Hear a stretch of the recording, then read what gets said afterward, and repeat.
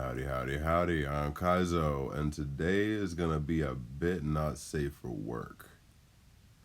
I just learned today that you can rip your clitoris during childbirth.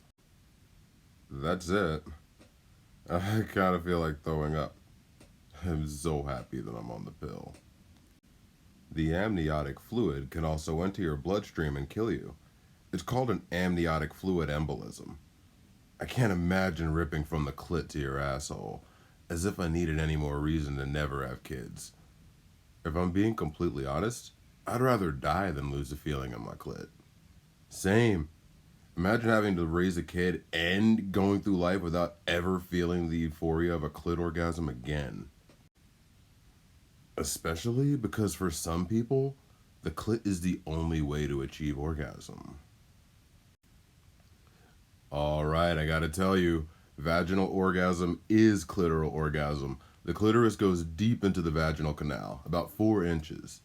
If it's sitting closer and you tear upward, you lose both the ability for external clitoral orgasm and internal clitoral orgasm, also known as G-spot orgasm, for the rest of your life.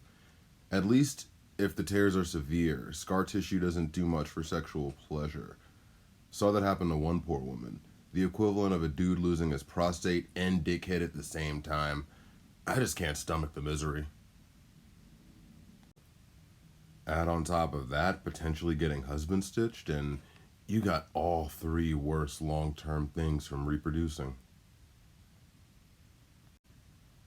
Also, it's not unheard of for doctors to cut the clitoral nerve during surgery, C-section, or any surgery near said nerve.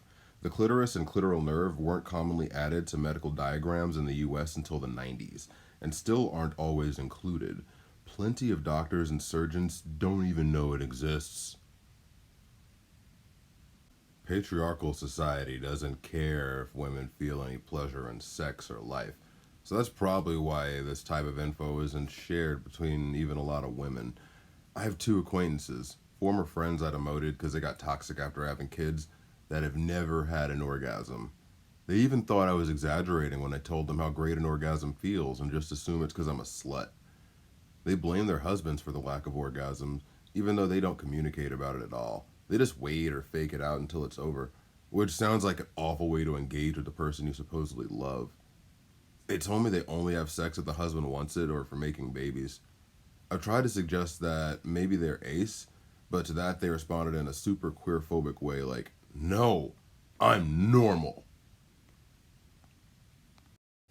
They aren't Christian or religious in any way, so it's such a cultural kind of conservatism because we're all Asian.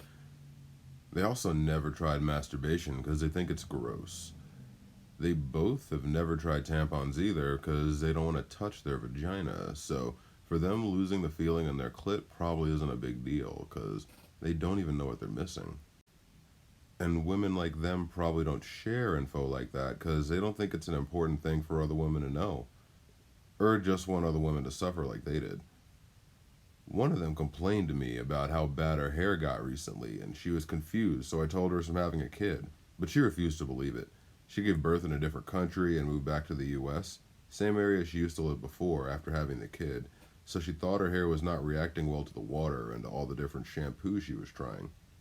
She has a grad degree in STEM too, but still completely unaware of reproductive health stuff. It's just sad at this point. Scared of touching their vaginas? WTF? Well, in case you don't know, toddlers engage in masturbation. It's perfectly normal and healthy, and most don't even remember doing it. But it's because kids are starting to learn about those areas and become curious, and they learn, oh, this feels good, and then they eventually grow out of it.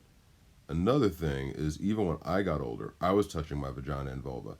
Not in a sexual way, but just to experiment and explore. And now I love masturbation and orgasms. Your friends must be super close-minded, and you can count on them to not teach their children about sex ed, or in fact teach them about all the wrong things. So they'll have to learn sex ed like I did, the internet. I remember long ago watching American Dad, and they showed a scene her Francine was having a baby. She screamed, God, I just ripped from my V to my A.